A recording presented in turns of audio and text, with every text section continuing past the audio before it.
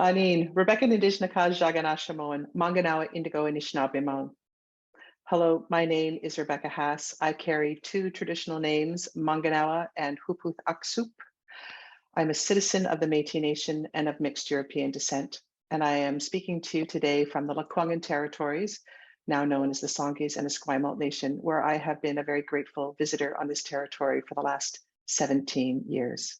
When I think of a good civic practice, there are several stories that come to mind, and I want to share one particular one today because I think stories are great ways to illustrate things and help us to understand things in many ways beyond the words I'm going to use. When I began my work here at Pacific Opera Victoria with very little trained knowledge of civic practice or community engagement work, I was encouraged to begin to build on relationships with local Indigenous community. And to that end, I was given an introduction to someone who was head of the Indigenous Education Division here on this territory, and a chance for us to build a school program. I, coming from my very Western mindset, felt the most respectful thing I could do was to send a lot of emails that were very short and pithy. I was trying to put a grant proposal together, so I had a lot of pressure about a deadline. And I felt the respectful thing to do was to say, we could have a short phone conversation, or I'm happy to write a form letter and you can sign to move ahead a project that we had not really even fully fleshed out, often how grants move forward. I received very little response to this. I had a lot of maybe in 2 months, maybe in 4 months. There was no phone call forthcoming. I began to think at the 6-month mark, I would never speak to this person. Eventually, when I gave up on the grant completely, I had a chance to go and meet with this person. They met me at 9 a.m. on a Thursday morning. I remember very well going in very nervous with my list of things I wanted to achieve because I want to value their time. And we sat down and we spent 50 minutes talking about who my family was, my territory, where I come from, who her people were, where they came from. She was Kwakwakiwak, which is from the north end of this island. And we began to talk about people we knew in common in community, experiences, family experiences, experiences with cousins and with aunts. A completely, just a huge surprise to me, a complete sort of blew away everything I brought in my agenda and even my idea of what a good way to spend the time was. We sat over tea, and the only time we talked about what was actually in my mind was the final 10 minutes where I think we had actually built enough of a relationship that she said, I could introduce you to two teachers here who I think you might have a connection with. And I was so happy to have the next meeting. But when I went to the next meeting, it was a repeat of that. It was another hour of tea. Who are your people? Who are my people? Until we could actually finally talk about the project. And even moving into that project, it was led off by me saying, I'm an opera company. I have an awful lot of resource. What do you need? And they both reacted with shock and said, no one has ever asked us what we needed. They asked us to come and drum and dance and then to leave. People come wanting something from us, but never offering us anything. And that changed everything at that moment in the relationship. They showed me pictures of the show they'd worked on.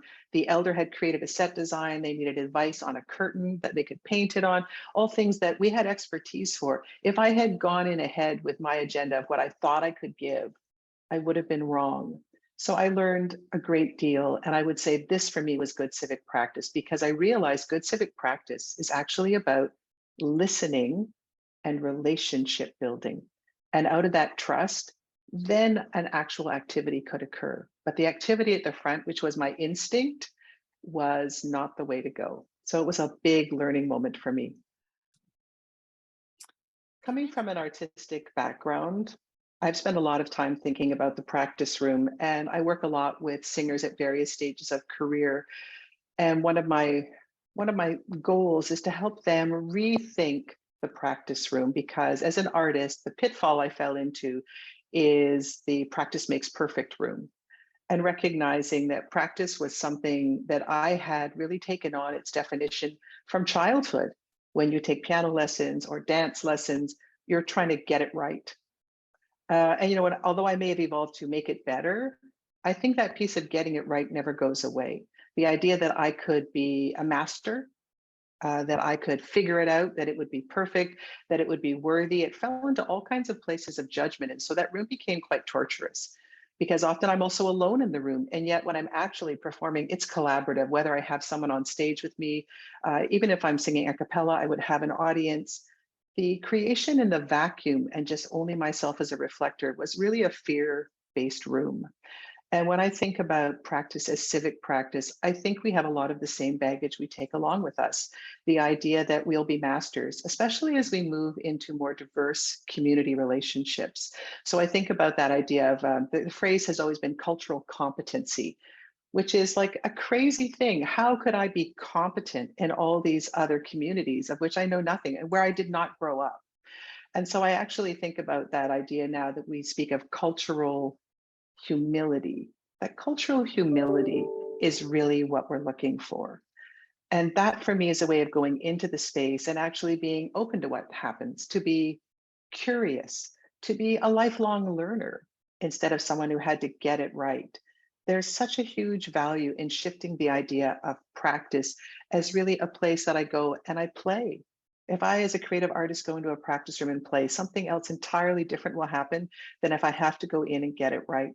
And I think when I look at how I go into community, there's often a feeling of fear and risk. I don't want to get it wrong because I don't want to offend people. But if I can't go in with some sense of openness, curiosity, and humility, and a willingness to laugh at myself and to play, I don't think anything good can come out of that either. So I think there's a real crossover in our ideas around practice. Practice makes perfect, and getting it right versus actually engaging in the moment with people and having real conversations that are authentic and honest, and probably in a big picture, being totally willing to fail, which I think even in the practice room, I'm not often willing to do. And I worry about it when I'm building community relationship as well. I'm very frustrated by metrics. And as someone who works in community, I have to continually report out to grantors and funders as a way to explain that I've done something of value. And I don't feel that those metrics are representative. The most obvious example is education. When we report out on education, we will most usually turn to the stats of the number of students who've attended our free dress rehearsal program. Having 2,000 kids come through and see La Traviata doesn't really tell me anything about what I gave those 2,000 kids, as compared to when I go into a classroom with a teaching artist and I maybe have 20 kids and I can hear them laugh, I can see their smiles, I can see their confusion of what they don't understand, or I can hear the excitement in their voice or their frustration. I get an actual emotional response. And I know it's very hard to report out on that, but I'm sort of looking for that way to be able to share with people. Story is one of them, but a way to actually reflect feeling. I think in Western culture, we really appreciate ease, speed, a way to translate things quickly for other people who are not in my art form so they can understand it. And so numbers are something we can all understand. And yet I've already talked about the fact that what I'm really doing in civic engagement is I'm building relationship. And I think I build relationship to create a sense of belonging and connection. So success for me with the art form is building belonging and connection. So the best way for me to share that with anyone is for me to be able to go to that funder and talk to them and share the story of at Voices in Nature this year. We had a family come through who are walking their dog. They came across an opera singer that we have on the path. They heard an aria. They've never heard opera. They had no idea. And the little girl danced, and the mother cried, and the father hugged them all. It's a complete picture of impact. It tells you that the art that I shared moved somebody. And I think that's what I want to measure. I want to measure movement in people's hearts. That is what art is for. And that can be bold, like social change. And maybe I want to change my carbon footprint because of how that art has impacted my understanding. Or maybe it means I just value my loved ones more and I go home and I give them a big hug and a kiss. It can look like many things, but art is here to help us feel. So to report out with something that reflects no feeling, to me, is not a true metric of what's occurred. And the idea that 2,000 people had the same experience is ridiculous.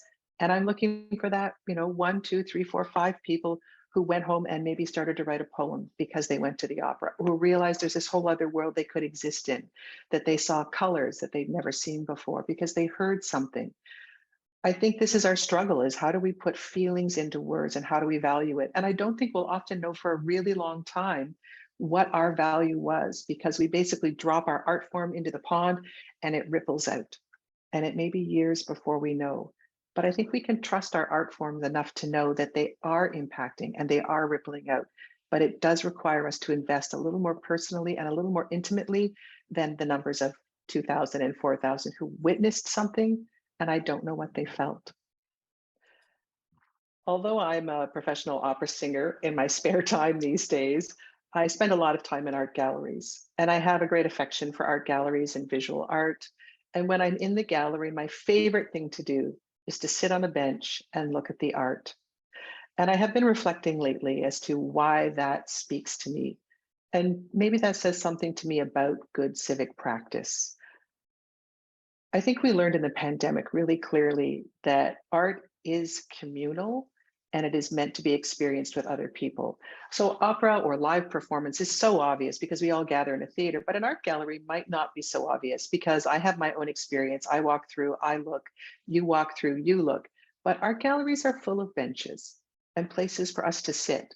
And we often sit with other people, and some who stay for 1 minute and some who stay for 10.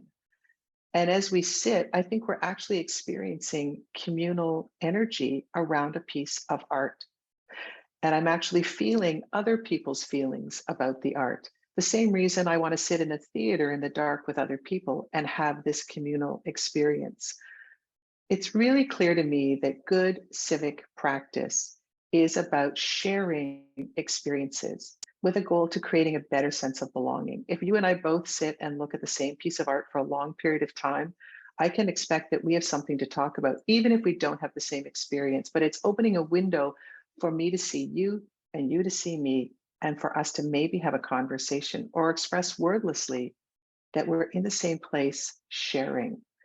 We are so isolated right now in our little virtual worlds and in our screens. I can look at art at home on my phone. I have a high digital screen. Why do I go to the gallery? Because I want to see it with other people. I don't want to lose track of the fact that we want to be together, that we want to connect and we want to belong. And we can come from very different places in the world and value very different things and still connect over art. So I think art is a great gateway for us to actually connect with a wider community, whether or not you've ever loved Mozart or you're from Europe. There is something inherent in the art making that I know that we'll find some common ground on, no matter where we come from. In my work with young artists, I spend a lot of time sharing goal setting techniques through a very Western traditional thing known as a goal setting wheel. And it basically has, of course, we would come up with a thing we want. We would set our goal. We would choose a reasonable amount of time to achieve it. We would make sure that it was measurable on our way to get there. And then we would be able to achieve our goal and say, yay, goal completed. And we have a little explosion of confetti and we've arrived and it's complete. And then we move on. And I always laugh about this with people who are artists because if you're selling widgets or anything like a widget, if it's McDonald's, I know how many hamburgers I've sold. I can say, I can look at the people in my community and I can say, success is 1,000 of these hamburgers being sold. And I know what it looks like and I know how to construct the burger, but this is not what art is. And a really wonderful Anishinaabe elder named Renee Mishake once came to one of the talks I gave at a university, which included goal setting information like this. And he sat with me in the cafe afterwards and he said, I appreciate this, but I want you to know there's a different way to think about this. And he said, you know, wheel is a Western term. He said, we're going to go with circle, which is an indigenous term because we like to sit in circle as well. So he drew me a circle. And on the one side, this is my circle. On the one side, we had vision. So he said, every great project starts with vision, which I love because it's not me setting a goal. Visioning has a much more fuller understanding of what a good life is and also benefits and costs of something. On the bottom of this circle, he said, we would often think it is passion, but he said it isn't, it's the down part, because after we have a vision of something, we have to persevere, we have to work really hard, and it's often the really most challenging part. And once we get here, we actually get some traction, and we come up on this side of it, and we actually now start to have passion arrive because we can see that we're getting some traction. So now my passion is here, and it's passion that takes me over the crest to the top, which he said in Western terms is goal achieved, but in his teaching is movement. And I thought a lot about this. And this is the wheel circle. This is the circle that I've tried to take into my own heart because in my Western world, it's about pass fail and it's about achievement. And it is a way that I separate myself from others. So for me to go to the top, you have to go to the bottom. For me to succeed, I've taken it at the expense of you. It assumes that there's only so many slices in the pie. But the idea of visioning something and finding movement means that I've learned, right? I've worked hard, I've been inspired, I've learned some things, and things have changed. It doesn't say if they're bad or good, but things have changed. And from here, I get to now vision fresh and come back around. It builds in so much space, so much forgiveness, so much self awareness that this is the model I like to take into my civic practice. Because I feel that, how do I measure success? Well, movement, not through my Western term of achieving, not through my numbers metric. I'm looking for movement in things. I'm looking for usually connection, relationship, very hard to measure. Relationship is not goal achieved. Like, it's so interesting when I start to think, even the things that I'm valuing in the work, I can't measure it except through there's been movement, there's been a shift. And I think it's interesting because it is more feeling based and it's not so language based. I think it opens up my senses to more things than I normally use. I think it really values human connection, which should be part of civic engagement. Somehow, in the speed of Western life, the places where we've cut away things we didn't feel we needed, where we could actually streamline, we've lost something. And I think that those of us working in civic engagement are working really hard to reclaim it and then try to find ways to explain to the people who provide the money for us to do this work and raise all those funds for them to understand what we're gaining and how it looks and how it manifests. And it's like slow cooking. It's like a slow food movement. It's going to require so much patience, so much forgiveness, so much kindness, so much self-awareness that we don't normally practice. I know it's a big shift for everyone, but we are the ones on the front lines, and we know this in our heart to be true. And I think if we become good storytellers, we'll be able to tell that story from the vision through the perseverance, like any good hero story, up through the passion to the movement. And we should be able to bring people along with us. And it's something I would love to see happen in this field, because I think this is the key to social change, is changing people's minds about how to measure it, how to view it, and how to value it, and allowing a new, more personal human model to come to the front.